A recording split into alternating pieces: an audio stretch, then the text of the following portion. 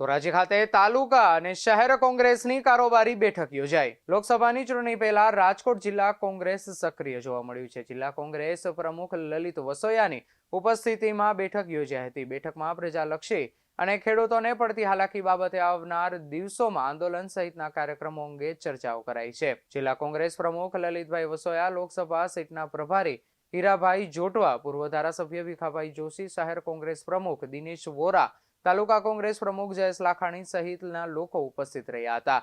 Rally યોજી ખેડૂતોના પ્રશ્નને ડેપ્યુટી કલેક્ટરને આવેદન પણ પાઠવ્યું છે।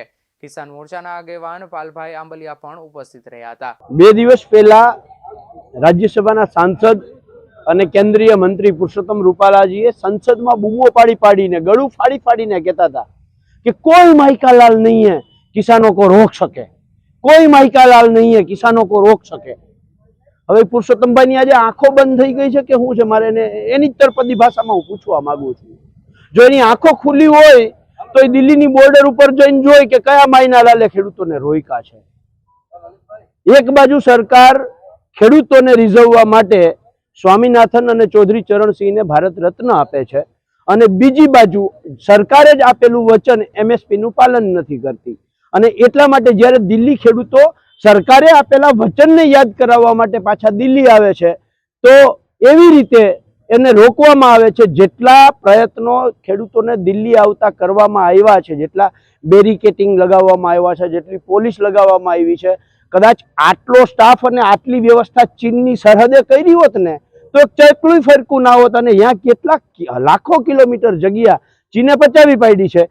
ચીનીઓને રોકવા નથી પણ દેશના ખેડૂતો દિલ્હીમાં આવે એને રોકવાના છે।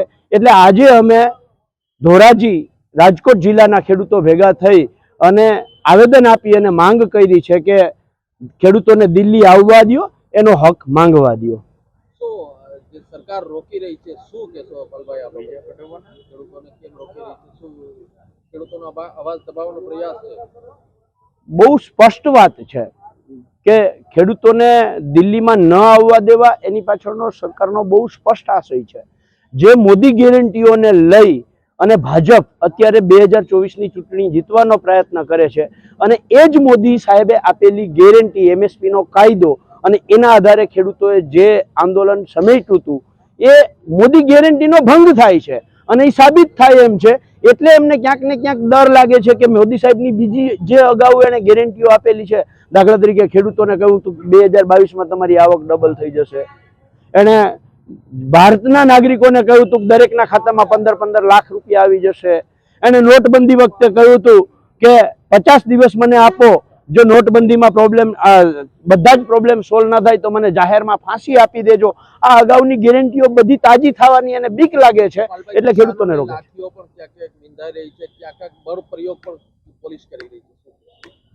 બહુ સ્પષ્ટ છે, જેમ રૂપાલા સાહેબે 2 દિવસ પહેલા લોકશાહીના મંદિર ની અંદર કહ્યું કે ખેડૂતોનો અવાજ રોકી શકે એવો માયનો લાલ નથી, એ એના બતાવવાના દેખાડવાના દાંત હતા અને ચાવવાના દાંત છે એ અત્યારે લોકોની સામે આવી ગયા છે। જેમ સ્વામીનાથન સમિતિ અને સ્વામીનાથનને ભારત રત્ન આપવો એ, ચૌધરી ચરણસિંહને ભારત રત્ન આપવો એ એમના બતાવવાના દાંત હતા અને અત્યારે જે પ્રવૃત્તિઓ કરે છે એ આ મોદી સરકારની બહુ સ્પષ્ટ નીતિ છે। જે ચાવવાના દાંત છે એ દેખાઈ ગયા છે। લોકસભાની ચૂંટણી આવી છે, કોંગ્રેસનો કોઈ ઉમેદવાર સક્ષમ નથી, શું કહેશો? હું એ બાબતે કોઈ ટિપ્પણી કરવા નથી માંગતો, કારણ કે હું કોંગ્રેસની અંદર કિસાન સેલ છે એ 20-22 જે સેલ ડિપાર્ટમેન્ટ છે એમાંનો એક સેલ ડિપાર્ટમેન્ટનો હોદ્દેદાર છું અને એ બાબતે હું બહુ નાનો બાળક છું એટલે એમાં હું કોઈ ટિપ્પણી નહીં કરી શકું। PS9 ન્યૂઝ સાથે કૌશલ સોલંકી, ધોરાજી।